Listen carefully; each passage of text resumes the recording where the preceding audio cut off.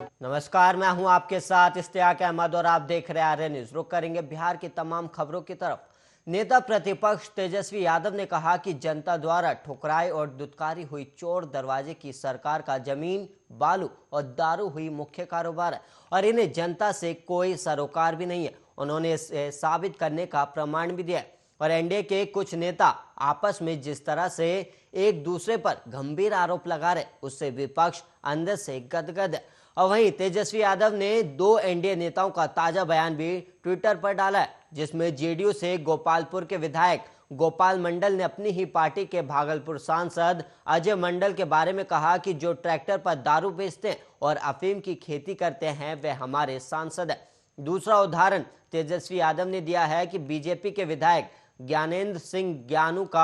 ज्ञानू से अपनी ही party BJP के पार्षद नवल किशोर यादव के बारे में कहा कि उनका काम ही अवैध कार्यों में संलिप्त रहना है और शिक्षक और अन्य लोगों से उगाही करना और कभी विधानसभा का चुनाव नहीं लड़ना। वे सत्ता के लोभी हैं और उनके लिए राजनीतिक सिर्फ अपने धंधे को संरक्षण देने का रास्ता है और ये जमीन हड़पने से लेकर कई तरह के अवैध कार्यों में लगे रहते हैं। नेता प्रतिपक्ष ने इन दोनों नेताओं के बयानों को आधार बनाकर लिखा है कि यही state of Bihar under Nitish Kumar है।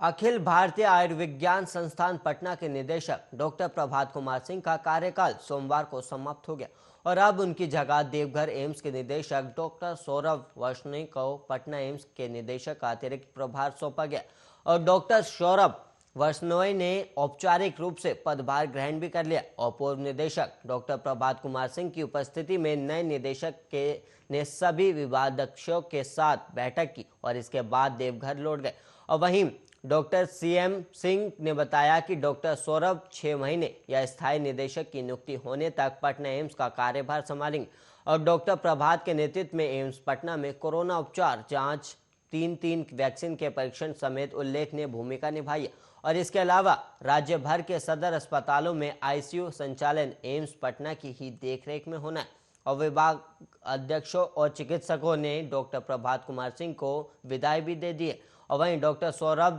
ईएनटी सर्जन है और एम्स देवघर के पहले वो ऋषिकेश एम्स में ईएनटी के विभागाध्यक्ष थे और 65 वर्ष की आयु होने के कारण डॉक्टर प्रभात कुमार सिंह अपना 5 साल का कार्यकाल पूरा नहीं कर सके और अब वो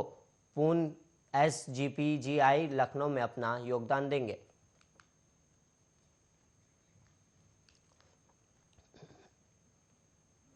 और वहीं जहरीली शराब पीने से हुई मौतों के बाद मुख्यमंत्री नीतीश कुमार की सरकार बिहार के अंदर काफी सख्ती बरत रही है और शराब तस्करों और राज्यों के अंदर इसे बनाने और बेचने वालों के खिलाफ कार्रवाई करने की पुलिस को खुली चुनौती दे रखी है और हर दिन राजधानी से लेकर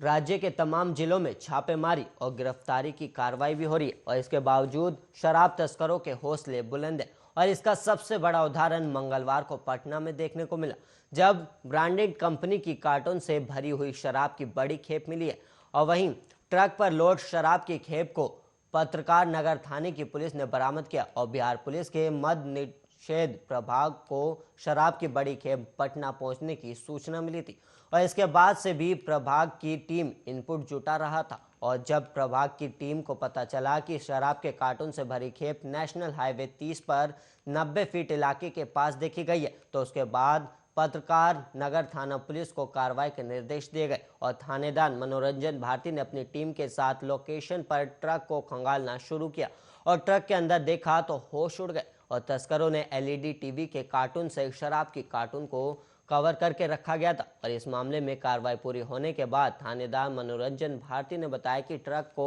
ओवरटेक करके पकड़ा गया था और वहीं इस ट्रक के कार्टून में शराब मिली और ट्रक ड्राइवर सिमरनजीत सिंह पंजाब के पटियाला जिले के दनीपुर का तो उसके साथ रहे फतेहगढ़ साहिब जिले के छरेली केला के रहने वाले हरदीप सिंह को गिरफ्तार कर लिया गया और शराब कहां से लाई जा रही थी, इसे कहां पहुंचाना था और इस पर अभी जांच चल रही है।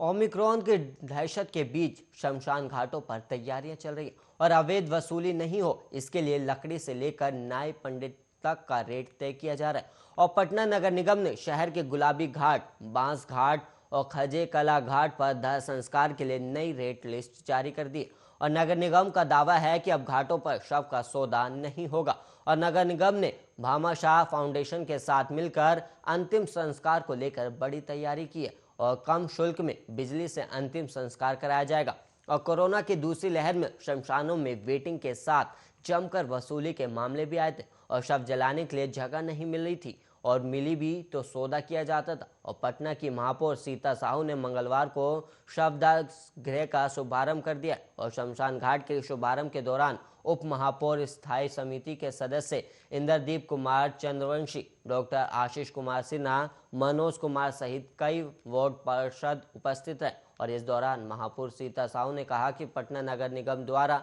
आम जनों के हित का ध्यान रखते हुए घाटों पर अत्यंत के लिए शुल्क का निर्धारण किया जाएगा और जिससे किसी से अतिरिक्त शुल्क नहीं लिया जाएगा। और ये व्यवस्था गुलाबी घाट, बांस घाट और खजे कला घाट पर लागू की जाएगी।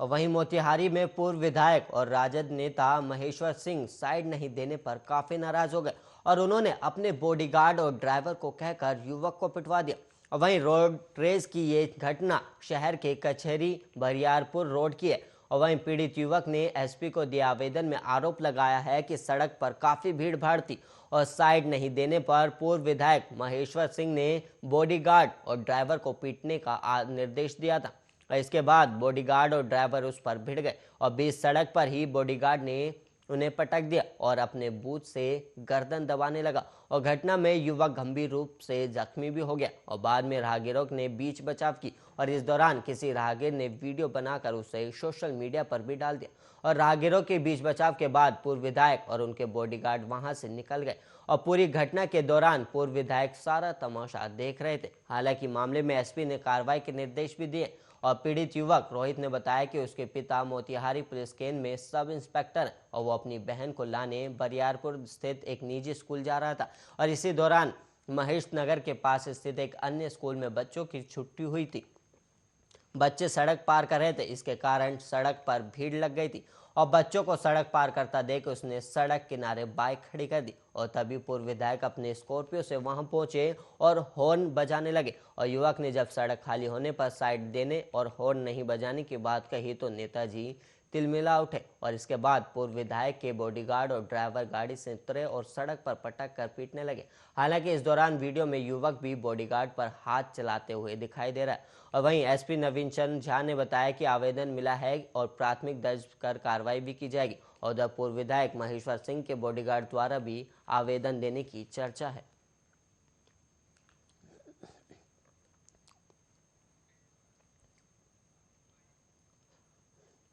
बिहार में कोरोना जांच और वैक्सीनेशन में फर्जीवाड़ा थम नहीं रहा है और वहीं ताजा मामला गया जिले के टेकारी का है, जहां यूपी के सीएम योगी आदित्यनाथ, झारखंड के सीएम हेमंत सोरेन और बिहार की पूर्व सीएम राबड़ी देवी को वैक्सीन का पहला डोज दिया गया और डॉक्यूमेंट में प्रदेश के स्वास्थ्य मंत्री मंगल पांडे का भी नाम है, जिन्हें पहला डोज यहां दिया गया। और वैक्सीनेशन में फर्जीवाड़ा का मामला सामने आते ही स्वास्थ्य विभाग ने आनन फानन में एक फोन नंबर पर केस दर्ज करवाया और फोन नंबर जम्मू का बताया गया और बाकी 2 नंबर बंद पड़े, जिसकी वजह से उसकी लोकेशन की जानकारी फिलहाल नहीं मिल सकी। और गया के सिविल सर्जन के राय के आदेश पर टिकारी थाने में केस दर्ज कराया गया और मोबाइल नंबर को कोविड वैक्सीनेशन के लिए कोविड वैक्सीनेशन पोर्टल पर यूजर आईडी और पासवर्ड के रूप में दर्ज किया गया था और ANM का यूजर और password 4 higher vaccinator Baban Kumar, Uma Shankar Singh, Akash Kumar और रविराज को मुहैया कराया गया था।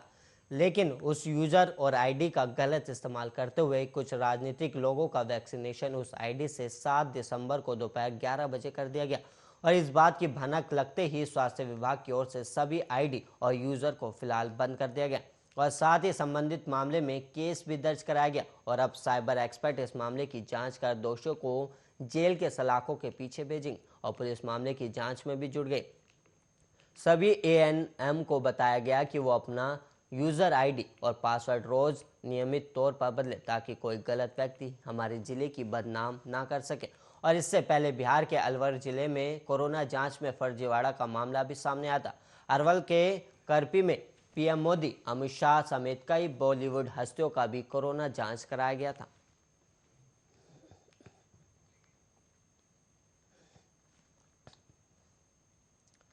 और भोजपुर के बड़हरा से राजद के चर्चित पूर्व विधायक सरोज यादव को पुलिस ने गिरफ्तार कर लिया। और सरोज यादव अपनी पत्नी के प्रचार के लिए क्षेत्र में घूम रहे थे और इसी दौरान उन्हें बड़हरा थाना क्षेत्र के चातर काजीचक गांव से हिरासत में लिया गया। और सरोज यादव की पत्नी सुशील देवी पूर्वी क्षेत्र संख्या 28 से जिला परिषद प्रत्याशी है और वो पहले भी जिला परिषद सदस्य रह चुके हैं। और इसके लिए प्रचार प्रसार एक दिन पहले ही थम गया था। फिर भी सरोज यादव प्रचार के लिए क्षेत्र में घूम रही थी, तभी मौके पर पुलिस पहुंची और उन्हें अरेस्ट कर लिया और थाने भी ले आई। हालांकि बताया जा रहा है कि सरोज पर SC/ST एक्ट के तहत दर्ज मामले में पुलिस ने उन्हें गिरफ्तार किया। फिलहाल उन्हें नवादा थाने में रखा गया और पूर्व विधायक की गिरफ्तारी के बाद उनके और RJD के समर्थक नवादा थाने भी पहुंच रहे हैं।